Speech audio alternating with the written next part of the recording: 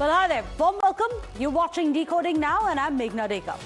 Well, the world order, as we know it, is being rewritten. And India is the new power variable in the changing global reset.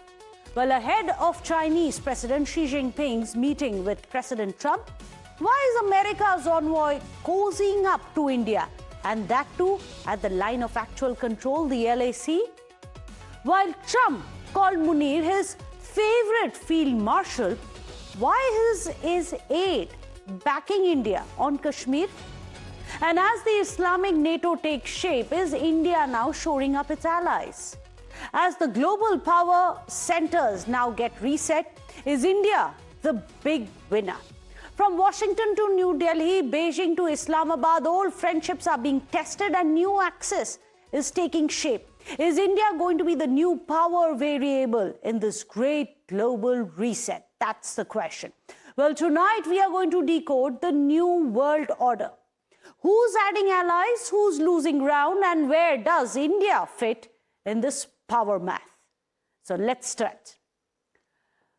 Well, US Ambassador to India, Sergio Gore, is currently in Ladakh, even as we speak. Beijing is watching US ambassadors move very, very closely. After all, he's in a highly sensitive region, very, very close to the border with China. But let's tell you why this is so very significant that Sergio Gore has gone across to Ladakh today. This is the first visit by any top American diplomat to the area of Ladakh, especially since the 2019 abrogation of Article 370 when Ladakh became a union territory. Also, interestingly, the Dalai Lama is currently in Leh, as he is every year, for his summer break. In his summer, he spends his time in Leh, and that is exactly where the American ambassador has gone to. Now, all of this is, of course, very interesting because remember, Dalai Lama is the face of Free Tibet. China calls this Tibetan spiritual leader a separatist, does not recognize Dalai Lama as someone who's fighting for a cause, an activist who has been given refuge in India. But for China, Dalai Lama is a separatist leader who has been living in exile. The fourth reason why this is very significant, because this is the first time since 2020 LAC Galwan standoff that you have the presence of a senior American diplomat in this area. US, remember, at the time of Galwan had condemned China's bid to change the status quo at the LAC, and today now you have the American ambassador too going very close to the LAC. In 2020, remember, America had given India real-time intelligence during the Galwan standoff. Not just that, it also gave India high-altitude gear for Indian soldiers to fight against the PLA at those altitudes. America has always stood by India in the entire face-off that India had with China in Galwan in 2020. And today, you have the American ambassador very close to the India-China border. Well, India, remember, acts as a strategic ally for Washington as the US confronts Beijing's growing challenges. In fact, let's take you through why US and China cannot see eye to eye. Because the first clash that they are having, the first one is that of Taiwan. Why is Taiwan so very important? We are going to be telling you that as well. Why is Pakistan very? But before that, let's tell you about Taiwan. Yes, there you have it on your screens. The US-China war for hegemony, which really puts all of this into focus. The first fight is over Taiwan. The first pointer that we are going to go back to, there you have it on your screens, is Taiwan. For US is giving massive arms sales to Taiwan, arming Taiwan, but when it comes to China, China has the notion of one China, which is essentially Taiwan is part of one China, tries to isolate Taiwan diplomatically, economically, politically as well, so that it is forced to be integrated, and China gets de facto control over Taiwan, which is why Taiwan is very, very significant. Now we are going to go on to the clash 2, which is the South China Sea. Now here, US holds navigation patrols because it has always, and just like India, has always pushed for a free and open trade in the South China Sea. However, there is a big fight over hegemony when it comes to China, because regarding the deep sea, here for US, it has been tracking the underwater maneuvers of PLA very, very closely to keep China at check. On the other hand, when it comes to China, China has been rapidly advancing their submarines, their fleet of submarines, and getting updates and modernization of that. That is its counter. The fourth clash between US and China, even as we speak, is over Central Asia and Africa. Remember, for US, this is the area of economic influence that it is pushing for itself. But when it comes to China, it's built the Belt and Road expansion, and it tends to expand all the way into the heart of Central Asia, and also then expand into Africa. That is the realm of economic influence that China is hoping and trying to build towards. The fifth clash between the two superpowers is over the dollar versus yuan. Remember, US is doing its best to ensure that it retains the hegemony of dollar in global markets as it is so far. However, when it comes to China, China has been buying up gold, shoring it up, and pushing for yuan instead as an alternative to the dollar. Now, these are very long, complicated areas, and there is a lot of wheels within wheels which are churning, but this gives you a sense why America needs an alliance partner in Asia which can counterbalance the influence of China. And right now, well, India seems to be the power variable for that. Meanwhile, Pakistan. Well, let's also talk about Pakistan, China's closest ally in Asia and a country which is often described as a vassal state of Beijing. Well, Pakistan has a lot of reason to worry as well.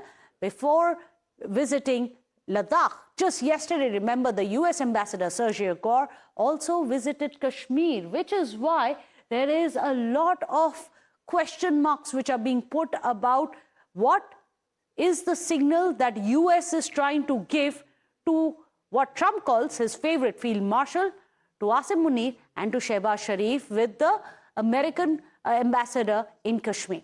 But let's tell you why a political diplomatic earthquake is now shaking the power corridors of Islamabad as Sergio Gore travels across in shikaras in Srinagar. The first reason is that this is the first US envoy who visited Jammu and Kashmir since 2018. And there you have the US ambassador there. It's the first time, the first visit to Jammu and Kashmir since the abrogation of Article 370. That too, not just any diplomat. This is Trump's very close aide as that. Sergio Gore also had met with Chief Minister of Jammu and Kashmir, Omar. In fact, he also essentially then recognizes that Omar Abdullah is the elected government. So there's no question there, accepting India's democratic system as well. On camera, you can see Jammu and Kashmir is an important part of India, is what Sergio Gore has openly said, putting it right in the middle of his visit, which is one of the biggest hints which goes across to Pakistan. US hints that it is easing off Jammu and Kashmir, even thinking of easing off the travel advisory in Jammu and Kashmir because it recognizes it. In fact, you have Sergio Gore also lauding the security and peace in Jammu and Kashmir, putting it in sharp focus to the tail of the second Kashmir. The second Kashmir, which is occupied by Pakistan, where there is unrest daily. There are civilians being butchered, shot dead on the streets, a sham election later. This is the tale of two Kashmirs, and one of them has the American ambassador in a shikara. This visual itself, you have these visuals coming in of peace and security in Kashmir speaks louder than 1,000 words. But moving on, well, Pakistan is now rattled, quite understandably. But its responses are what many have said very petty when it comes to diplomacy. Let's take you through how Islamabad reacted after Sergio Gore came out and spoke about the peace and security in Kashmir. What has Islamabad done? Well, the Indian airspace has been banned, and that ban was already there. Now that NOTAM has been extended to the 24th of September by Pakistan. So it's blocked Indian planes from traveling anywhere over Pakistan. The second thing is it has summoned the top US diplomat over Sergio Gore's remark and has complained very loudly, and many would say in a very petty manner. It has complained about the comments which were made.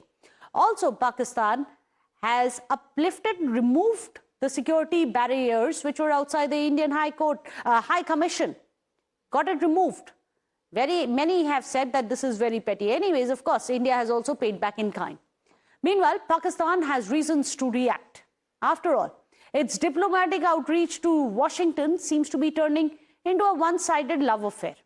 A series of America-appeasing moves which have been made by Shehbaz Sharif as well as Asim Munir have failed to deliver closer ties with Washington, because diplomacy doesn't always work that way. Yet both Rawalpindi as well as Islamabad seem to be struggling to understand that. They seem to be at odds as to what really is happening. Why is Pakistan now left with egg on its face? Because remember, it was Pakistan which had openly backed and nominated Trump's name for the Nobel Peace Prize. Of course, that didn't happen, but they did suck up to Trump. Also, then you had Trump, who hosted Asim Munir and Shehbaz Sharif at his White House, not once but twice last year.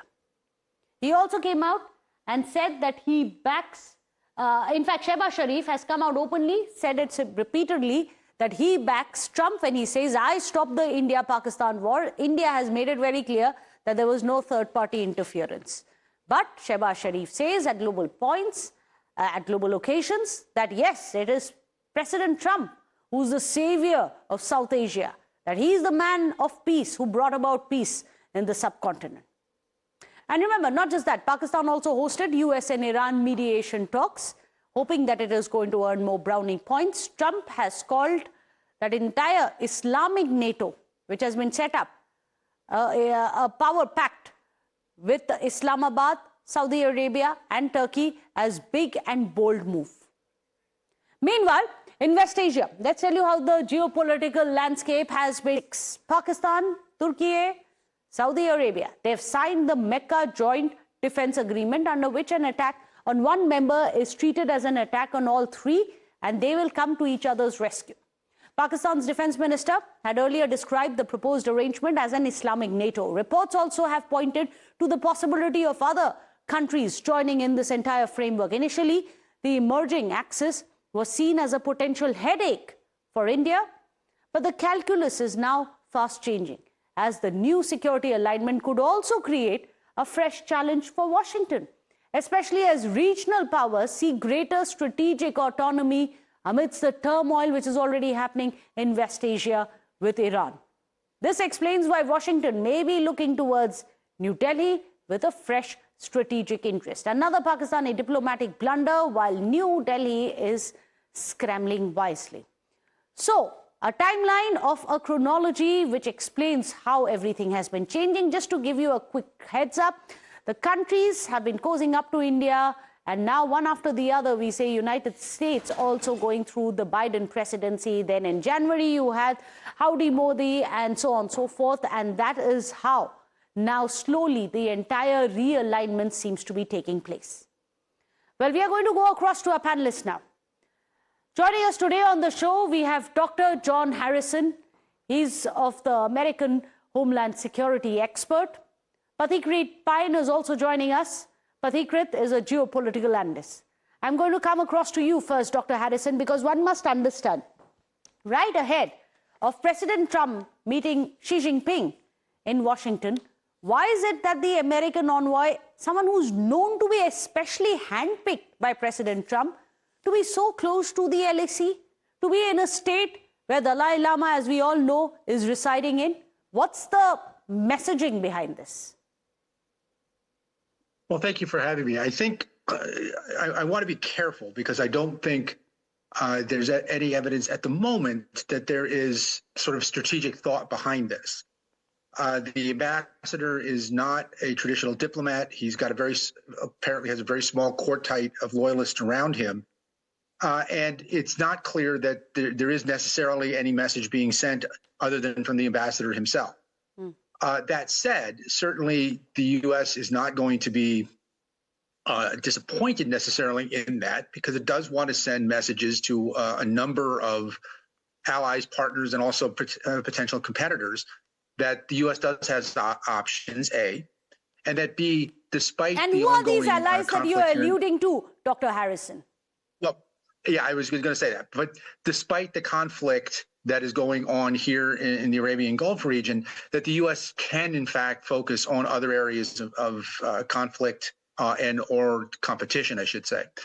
And certainly the U.S. has a number of nations that it wants to have allies and partnerships with here in the region, but also India, obviously. And this goes back a number of administrations.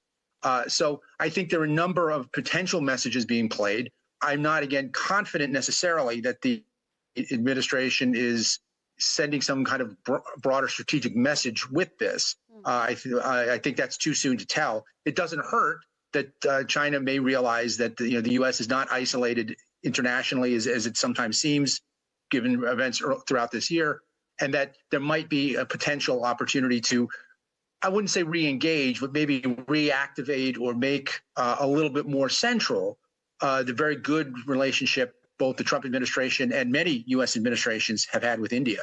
In fact, that has been the center of a lot of conversations in India as well as to why it's blowing hot, blowing cold with India. Pathik Redpain, how much would you read into it? Is it an innocuous visit to Kashmir, also happens to be in Ladakh? Or do you think there's a larger ploy at play, given the chronology? Well, I don't read too much into it. This, for example, first and foremost, yes, we are a strategic partner of the United States, but we are not a strategic ally. And I don't think India is interested to become America's counterbalance to China in Asia. There are many areas, no doubt, of tactical convergence between America and India. A lot of military exercises happen. Major areas of investments and business do take place. But there have been many areas of divergence as well. Yes. On the issue of, say, India taking oil from Russia, on the flip-flops that we have witnessed from the United States on its foreign policy approach towards India, the kind of statements that have come from President Trump himself post-Operation Sindoor, a lot of things have happened. So let me put it this way. There are a lot of challenges we have with China, but I think India will restrict those issues to a bilateral level only. I don't think India will ever would want America to become a part of this issue at all. Of course, there is an interest in the West to somehow make India the pivot of their anti-China approach. But certainly post-Galwan, it was pretty evident India is not interested in that. India's own military preparedness and whatever else diplomacy it does vis-a-vis China, they have kept it on their own rather than allowing anyone else. And that's the reason when it comes to Quad, India has made it very clear that they would not want Quad to be defined as a military cooperation against any specific country. So there are reasons for that. In fact, you mentioned about that coalition between Saudi Arabia, Pakistan and Turkey coming up. I don't think any kind of coalition like that can ever come up without the blessing of the United States itself. Vis-a-vis Pakistan, if you see, well, I think there is this approach of the Americans to have a good cop, bad cop approach. Yes, there are some great statements have been made by Ambassador Gora, and we respect that, we welcome that. But we also know that America has always had a soft corner for Pakistan to create a strategic containment policy for India. We know the kind of weapon systems, the kind of help that Pakistan has always got, in spite of being almost a failed state, which no other country in the world gets. No country in the world has defaulted on loans from IMF and World Bank for more than 14 times, and yet consistently keeps on getting the loan. That isn't possible without a green signal from the White House. So I think a lot of water has flown down. For India, America is a very, very crucial partner in business and overall policies. But when it comes to India's strategic autonomy, we would maintain good relation with the United States. We would respect them. But I think there are certain areas we would keep it on our own when it comes to dealing with other countries. If they want to send out a message to the Chinese on their own, they can do it. But Article 370... But we're not going to be part of it. We're not going to be part of this changing power dynamics. Dr. John Harrison, push comes to shove. America has to choose between India and the failed Marshal Asim Munir. Whom does America pick? I wouldn't want to stake any reputation on guessing that one. Particularly with the current administration does seem to change its position and change its mind very rapidly with not an obvious public logic to it. And I don't think the U.S. wants to pick. I think the U.S. would rather have options. Certainly, Pakistan has played a role in trying to mitigate the conflict underway with Iran. It is building something or potentially building something, as you mentioned earlier and your other guest mentioned, with the so-called Islamic NATO. That is consistent with long-standing U.S. policy that predates the Trump administration as well, where the U.S. is trying to get regional allies and partners to begin to manage as much of their own security as possible. So this is certainly within that realm. Right. So I would be very, very cautious about making any predictions of U.S. foreign policy, particularly with the current administration. Well, in fact, that has been one of the biggest problems. Predictability, that seems to have gone. And of course, that has been a spillover in the entire global power equations as well. The predictability factor itself seems to be missing. Where are the alliances? Well, India has always put, well, India first. We leave it there. Thank you so much. We are out of time, gentlemen. Dr. John Harrison, thank you for joining us. Pathikrit, pleasure to have you on the show. With that, we wrap up Decoding Now. I'll see you again tomorrow, 6:30 p.m. right here on Times Now.